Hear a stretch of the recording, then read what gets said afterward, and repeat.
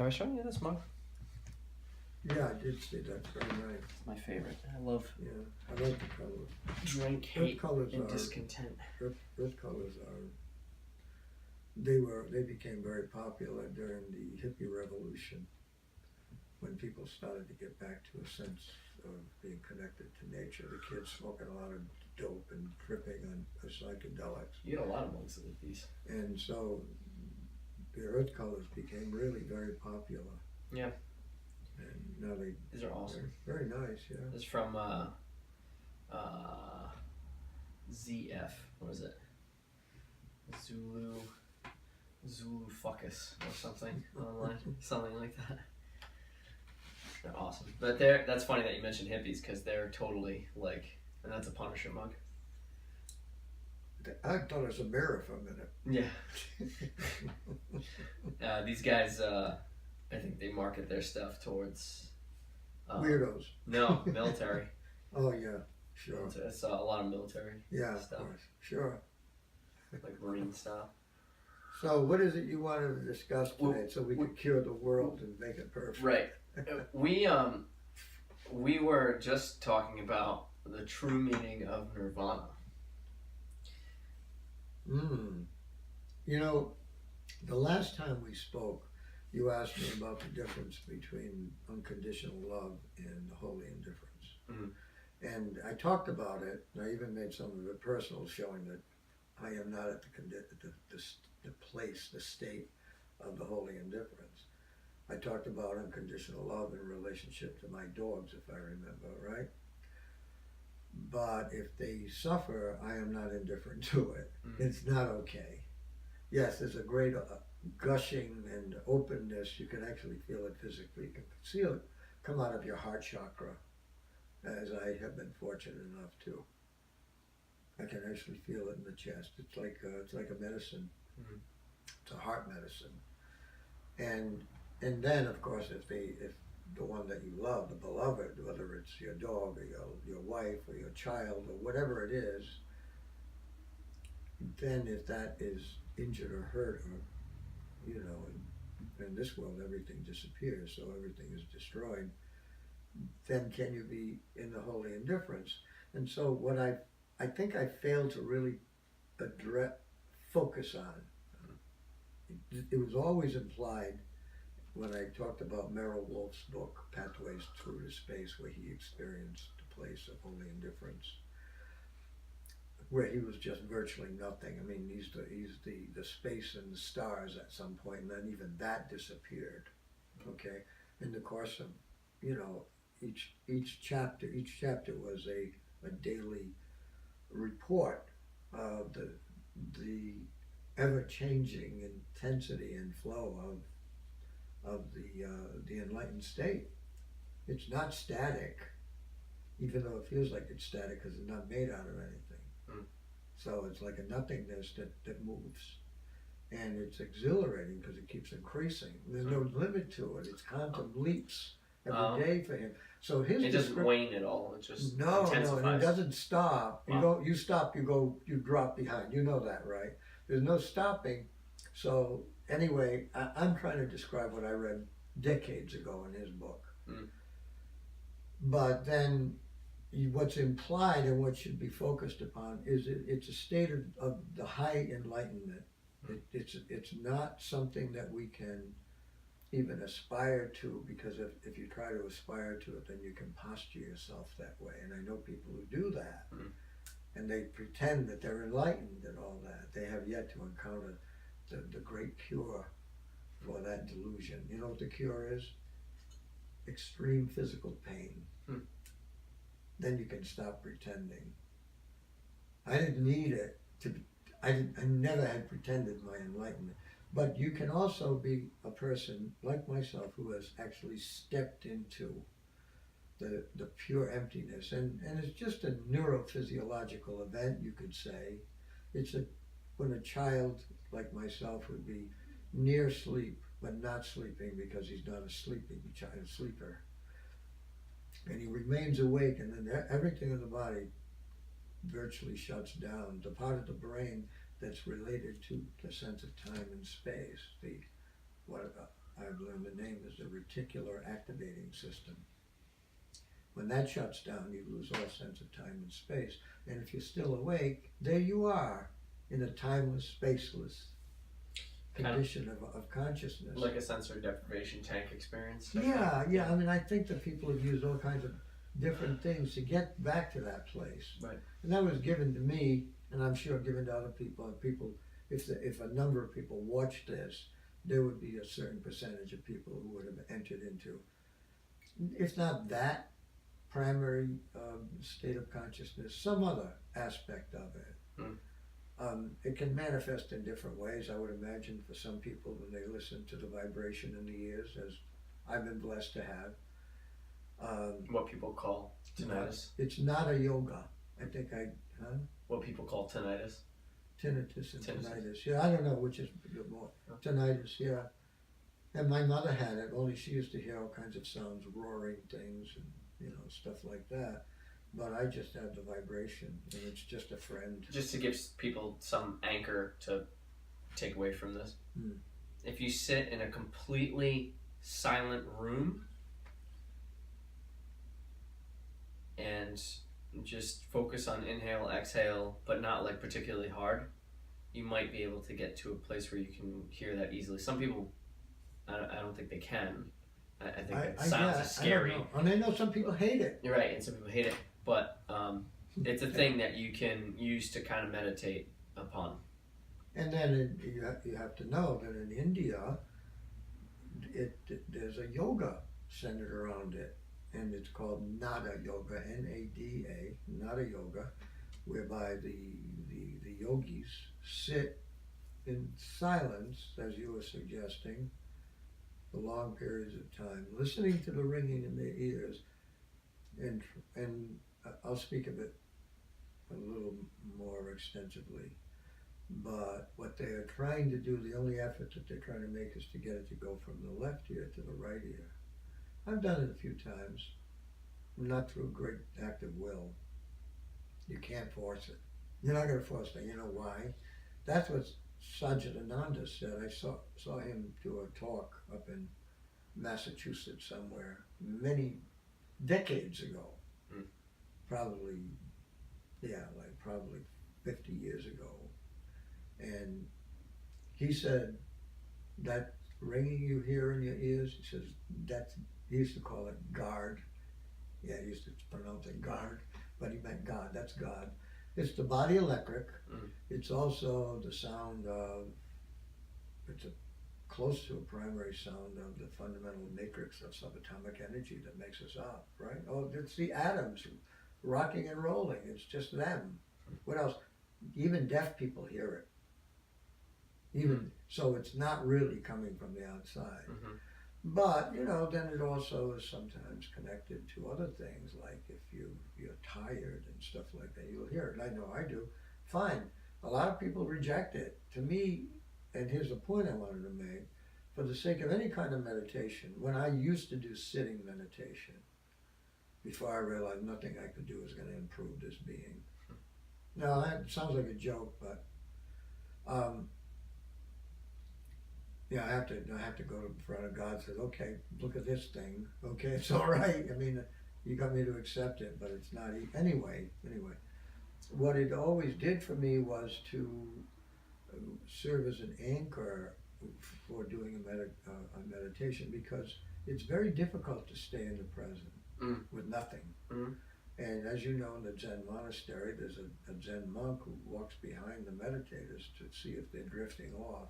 And then, as a result of a contract, I mean, this, you agree that this is going to happen, he will lay the little stick upon you and then give you a little whack. It's not going to kill you, not going to hurt you, but help you wake up. It's not a punishment, it's just a wake-up call from the hotel. Right. So, and that's the way I see it. I wouldn't mind it. Because it's very difficult to stay without falling asleep. And here you're trying to awaken, and you actually go to sleep asleep. You're in a condition of a sleeping dream now, according to the profound philosophy of the East.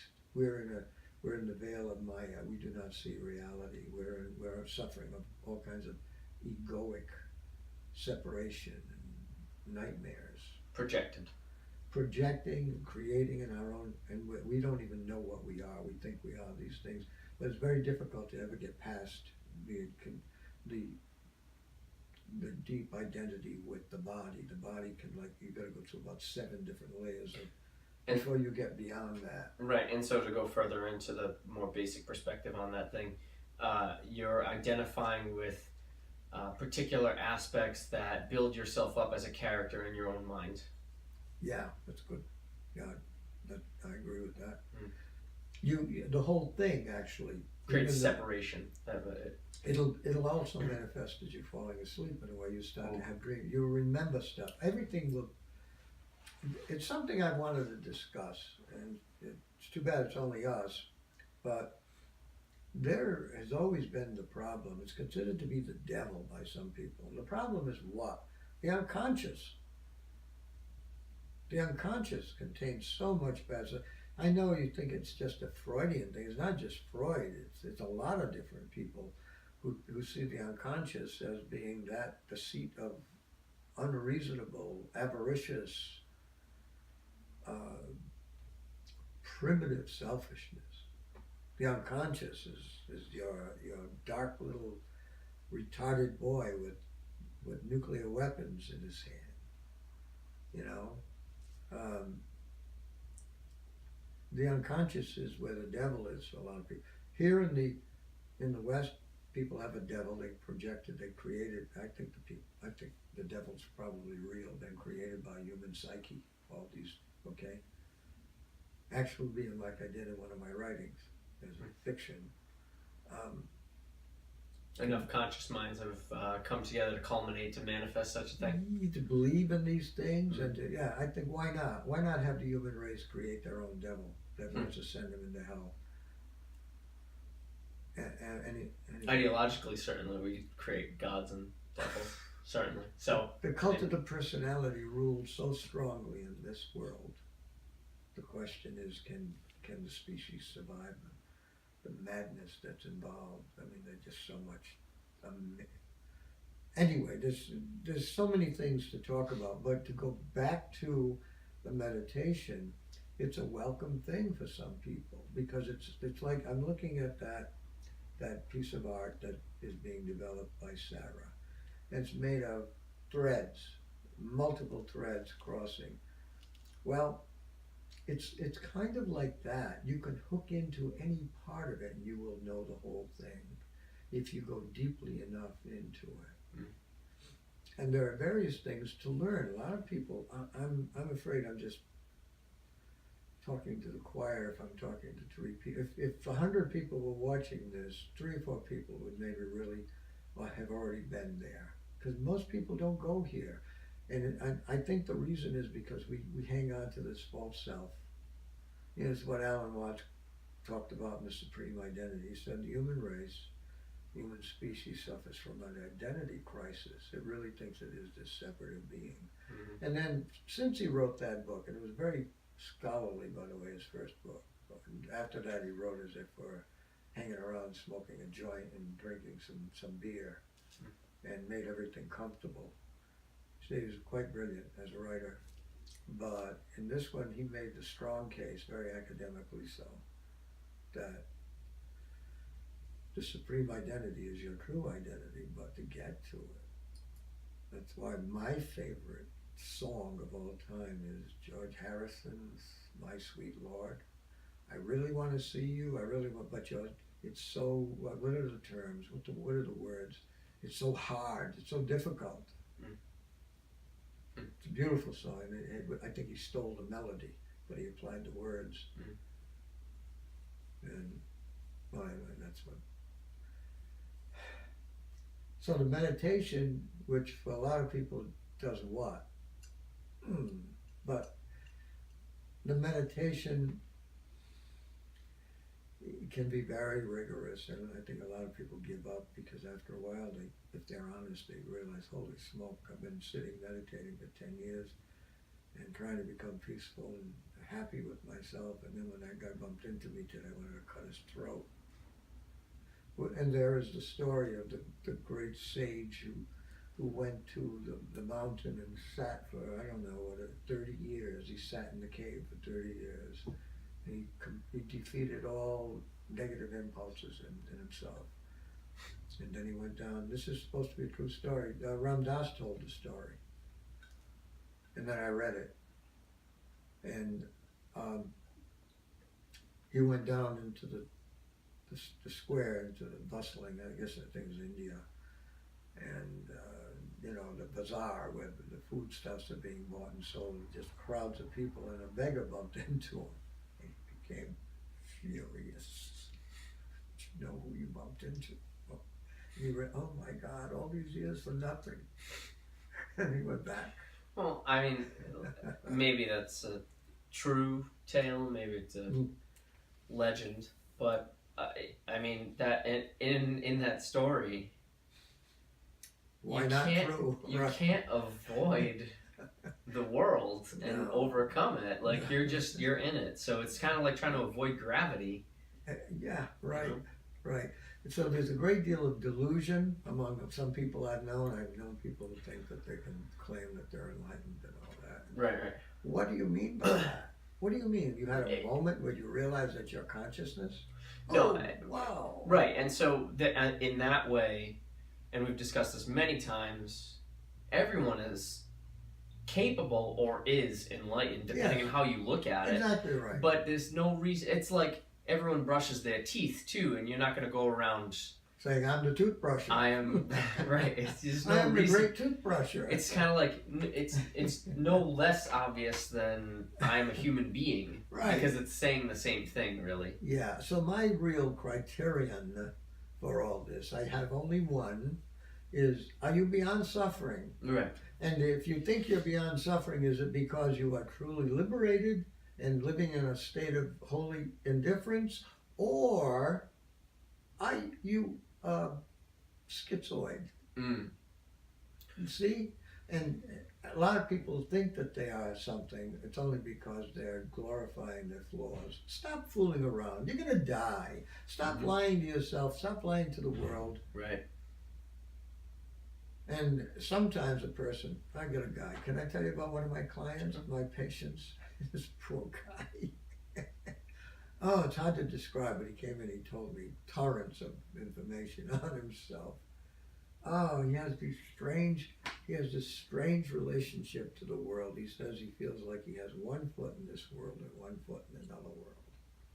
Meaning his value system. He's still trapped in this world of the practicalities and the comforts, and he's an American, and he's older and he feels vulnerable. You get to feel more vulnerable as you get older, I can tell you. But testosterone levels drop, and probably other factors too, where you don't feel like you can take on the world like you, not that you ever even felt that, but now a lot less capable. I watch the guys on YouTube doing parkour, and I can't believe it. Right. You understand. So, I do. like having done parkour. Having done parkour, you can say that. Yeah. So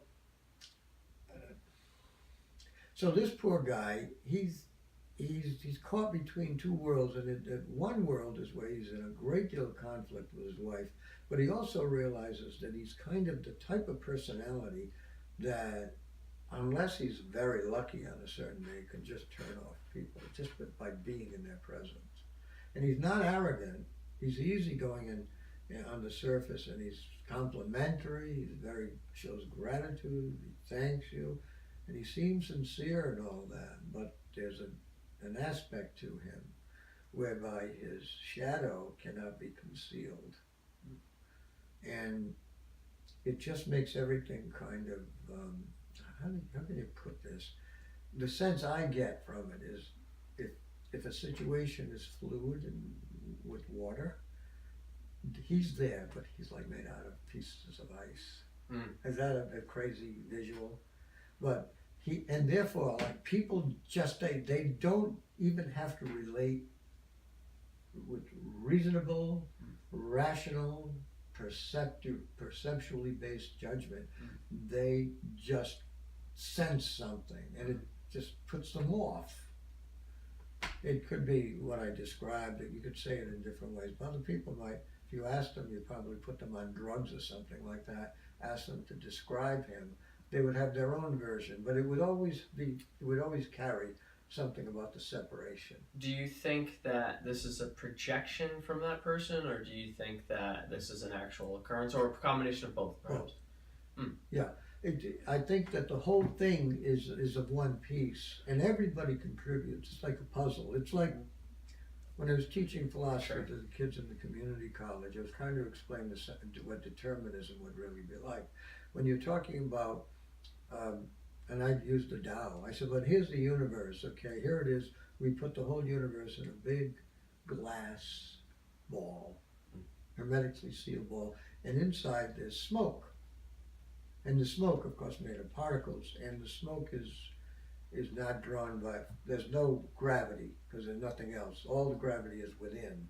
So it's moving itself. It's always in a roiling, boiling condition from our point of view, but from a higher point of view, it's just a lot of smoke swirling around. So there are a number of paradoxes that come out of this, and one of them is like the idea of cause and effect. Here's something that happens, boom. Now, small-minded people want to blame. I taught plenty of them. Immediately, the proximate cause. But the proximate cause could be a guy who just got banged into by the Three Stooges, and he got flying, and he just flew into your condition, and you wind up stabbing somebody as a result of it. He's to blame. Proximate cause. Let's go to all the way around, since this is being moved by this, right? Well, this is being moved by this, and it's only like time that exists within this giant ball, but not outside this giant ball. So time is simply, when you think about it, time is nothing but the measurement of movement. That's all that it really is. Because if all movement at subatomic level, everything stopped moving, there would be no time. Maybe God plays that game, shuts it off every 10 seconds, and writes volumes like Husserl and stuff like that. And it goes back to watching it. That's a joke, obviously. God is not outside the universe. Right. God, if God exists, then God is just the heart of the universe, watching himself have a dream. I know that sounds like psychoanalyzing God, but that's essentially an Eastern, I guess it's esoteric, it's an Eastern version of what's going on. That God is just playing. You know, Alan Watts would say that. At the end, everybody comes off the curtain call and all that. Nobody really got hurt. It's all just a dream. But let's hope it's like that. But anyway, my poor guy, he's in a condition where he seems to be beset by a kind of dislocation of relationships.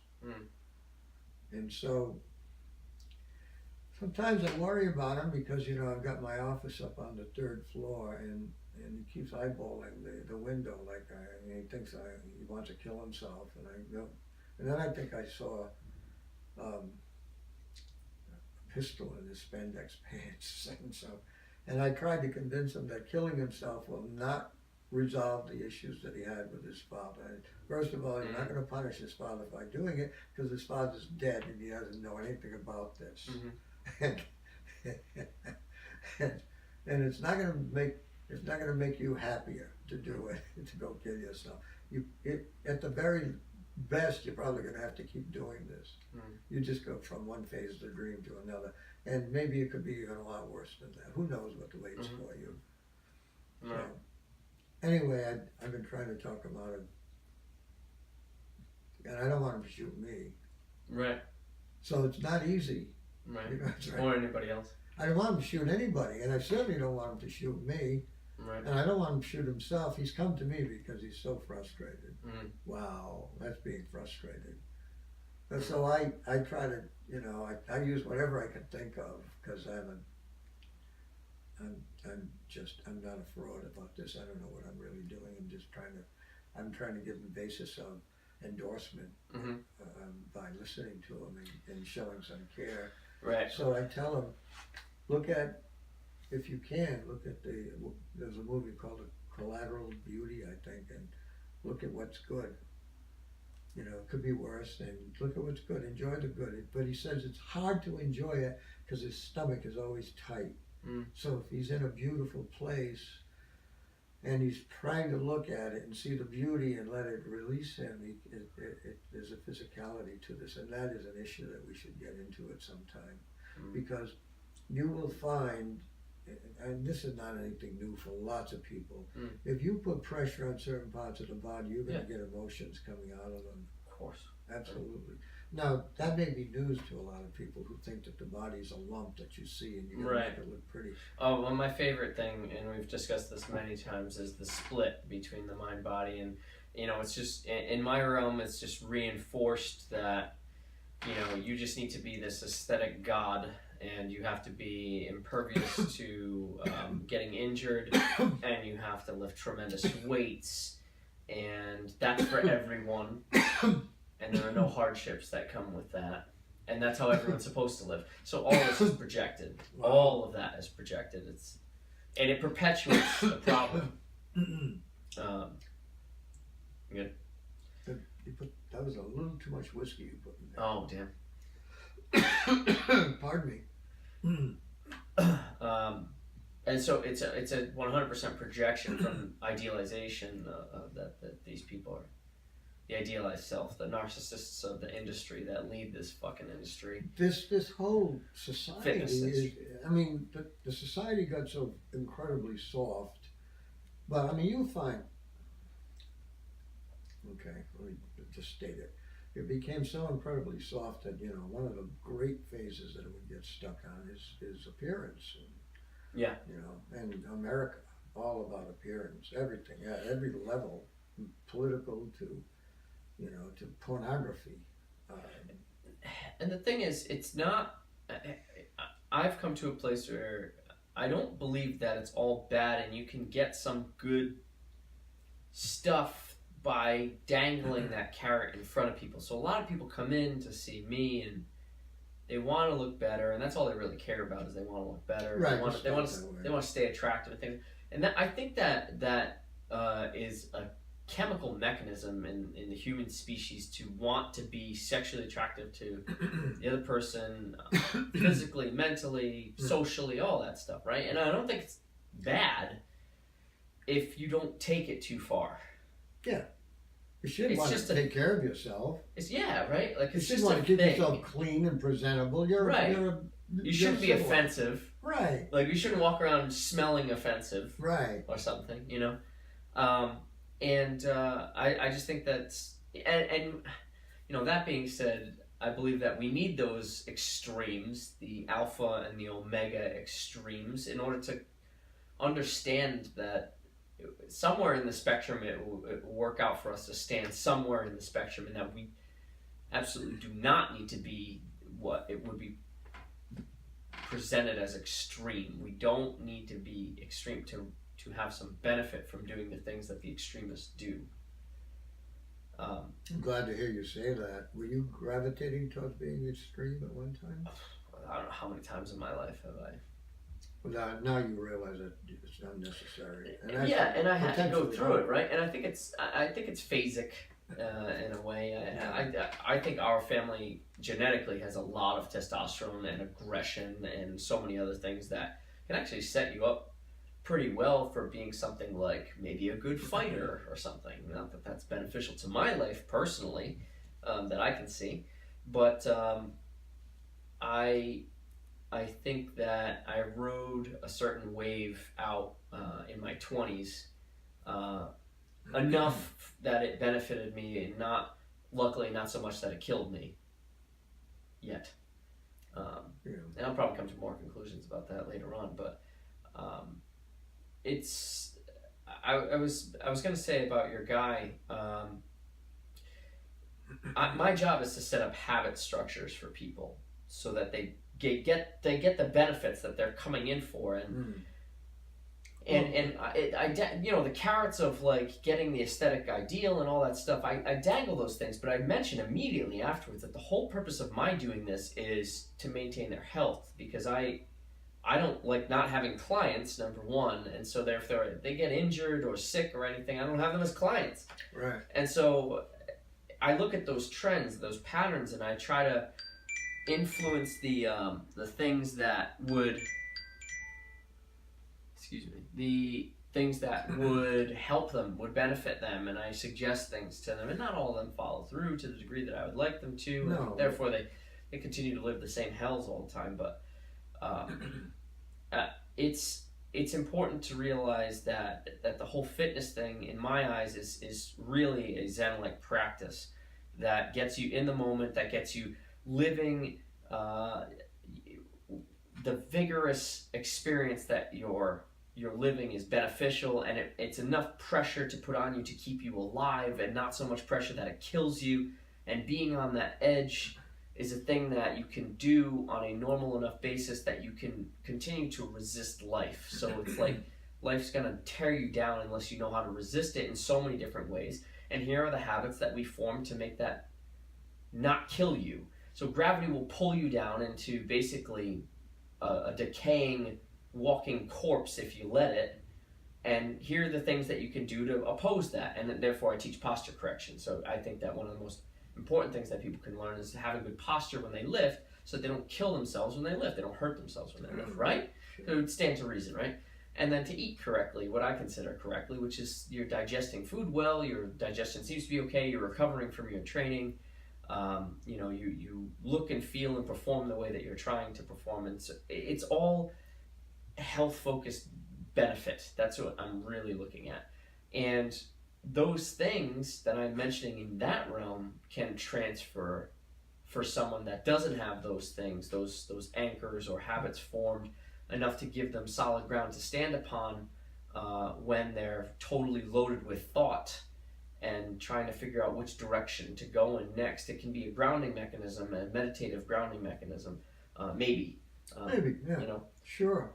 Well, you know, we as people who want to be teachers or try to be teachers, I think sometimes we have to be content with the fact that we're like throwing a little pinhole of light into this gigantic screen. Totally. But everybody needs to throw a pinhole. Right. You know, Totally.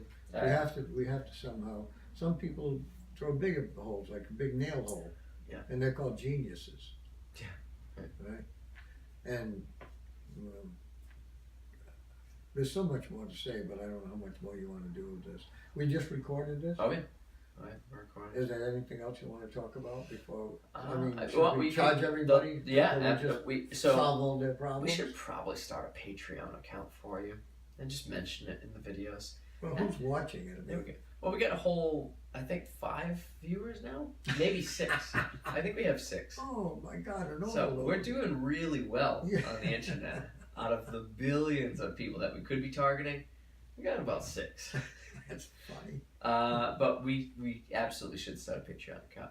I wanted to wrap up with one thing, and that was the original definition that we had discussed before the video started of the word nirvana. Oh. And you had said that the definition of nirvana is the letting go of attachment? Yeah, the word I think that translates is the extinction of desire, because of desire. Yeah, you see, that's the Buddhist said that we're on fire with desire. Suffering comes out of desire. So that would mean that you would be in a condition of holy indifference. When you think about that, it's obvious, isn't it? That's what really nirvana is. But some of these kids like to pretend that it's the nirvana, the name of the group, Nirvana. Yeah. What a pretentious thing. I mean, you may as well say, I am God the Father. You know, God the Father, as the group is showing tonight. Well, you know what happened? They'll get followers. No, to the lead singer. No, I don't know what happened. Oh, he shot himself. Oh, he was one of the. There's a thing about kids, what I would consider kids at this point in my life, committing suicide in their 20s, in their late 20s, in a band, because they just reached this point where they become successful, like very, very successful, but they still feel the same friggin' way as when they started performing the angry music that they perform. I totally saw myself going down this route in my life, and I stopped it from happening by the grace of God or something. Yeah. But I've heard so many stories of the most successful people in bands just ending up in hell, like pure hell. Oh yeah. ODing and all kinds of stuff. Yeah, But he committed suicide. I believe it was shotgun. Ooh, you're serious? Yeah. Wow. Kurt Cobain. Oh, I didn't know that. See, all these years I've heard this name. See, I'm not up on this scene, obviously. I don't think it was your generation. Kurt Cobain. And I heard, I think he died, or did he kill? I don't know. But all I knew was Courtney Love. Huh? Courtney Love and Kurt Cobain. They were a couple. Oh, Courtney Love. She's a crazy woman, right? Is she a crazy woman? She's very heavily into drugs. Yeah. She's known for like being a big druggie and all that, wild woman. Oh, so no, I knew about Heath Ledger. Because of that spectacular thing that he did with the greatest piece of acting I've ever seen in my life. I can imagine why it would hurt him. Yeah, it would have become that. Yeah, if he was 100% into that all the time. That's interesting, But Nirvana, you were saying Nirvana, the letting go of attachment. They think of it as heaven, desire. like heaven. No, it's not. It's emptiness. And so I just want to go into the verbiage of that, if I'm using that word correctly. Attachment versus desire. I personally like phrasing it with the word desire in there because desire. The fire. There's primary. Attachment is a thing that you think about. I think people think like they're chained to an object or something with attachment, but desire is an act. It's the progenitor of attachment. Mm-hmm. Desire leads to attachment. Mm-hmm. And but to be completely this mug, as what I started this video, hate and discontent. So you'd be totally full of you'd just be content with existence. No desire for anything. It's impossible. Unless you're at a truly high state of consciousness and you don't have to have look at people. They can't live without I'm gonna say something that people have probably not heard. The biggest addiction that human beings have is to drama. They can't live without drama. They've got to have some goal. They've got to put this energy into something. Look at what's successful on television, dramas, sports. It's all drama. Sports, who's going to win? If you separate from that stuff, you see what it is. It's like this human species is addicted to conflict, irresolution, and then they hope for a resolution. Why? Because we're basically empty. We get bored so easily. So you married a beautiful girl, and after a while you don't see the beautiful girl. You start looking at the girl down the street with the big butt instead of the beauty that you married. You know what I mean? The woman, the same thing. The dogs and the cats. Or you project your paycheck or something like that. Anything, name it. A thing, an achievement. Anything, an achievement. You look at the people. I was thinking about a guy today. I'm a baseball fan to this day. I still love the art of the game and all that. Still attached. Yeah, attached, and I do it the tantric way. I try to watch my favorite team once in a while if I can, especially if they're doing well, And so there's some small pleasure in it, There's a little drama, but I can't watch all of it because I don't like to be uptight. But I may watch some of it, a great deal of it if they're playing the right team and all this and that. But it's an attachment. But I know that my other attachments I dispense with, like basketball and football. I don't give a rat's tail about what happens. I still find myself, that's the team I used to root for. Oh, they won. That's kind of like good. That's about not even, I don't even say it. And the basketball team, when I went to college, the basketball team was everything. We had nothing else. And that was a big attachment. But I'm past that too. I can't even watch their games. So, if I can't root, then I don't care. So it's hard for me to do anything if I watch a sports event except maybe root for the ball. Okay, my point is this. there's no identity involved in it for me. I no longer identify. It's not me out there, except for maybe this one baseball team. So I watched that, and I see how the body responds to some things. I can actually remember watching, here I am doing this for years and years, but I'm watching a playoff game or a World Series game, and I have my girlfriend's head against my chest, and I'm wondering, can she hear my heart beating faster? Mm. You know, if she can, she should know something about me. So I'm not a mystic. I'm just pretending. I play a mystic on television.